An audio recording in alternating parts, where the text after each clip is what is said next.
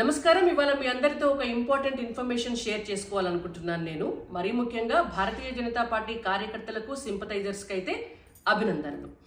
1975 నుంచి 77 మధ్య కాలంలో జరిగినటువంటి ఎమర్జెన్సీ కాలం తర్వాత భారతదేశంలో అత్యధిక ఎమ్మెల్యే స్థానాలను కలిగి ఉన్నటువంటి పార్టీగా బీజేపీ అవతరించింది.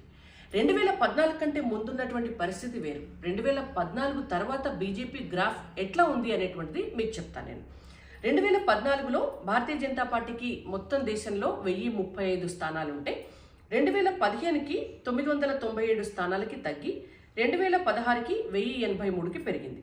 2017కి 1365కి పెరిగి 2018కి 1184కి చేరుకుంది.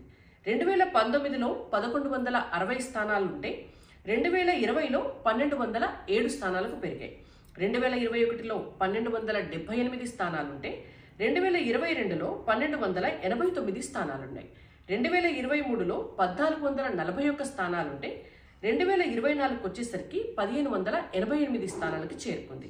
ఇక 2025కి వచ్చేసరికి బీహార్ అసెంబ్లీ ఎన్నికల ఫలితాల తర్వాత 1654 స్థానాలతో భారతదేశంలోనే అత్యధిక ఎమ్మెల్యే స్థానాలను కలిగి ఉన్నటువంటి పార్టీగా భారతీయ జనతా పార్టీ ఎమర్జెన్సీ తర్వాత అవతరించింది. కాబట్టి ఇవాళ తెలంగాణ రాష్ట్రంలో కూడా 8 అసెంబ్లీ స్థానాలు ఉన్నటువంటి మనం రాబోయేటటువంటి ఎన్నికల్లో ఖచ్చితంగా అధికారంలోకి వచ్చే అన్ని అసెంబ్లీ స్థానాలను గెలుచుకుంటామని ఆశిస్తూ జై తెలంగాణ, భారత్ మాతాకి జై.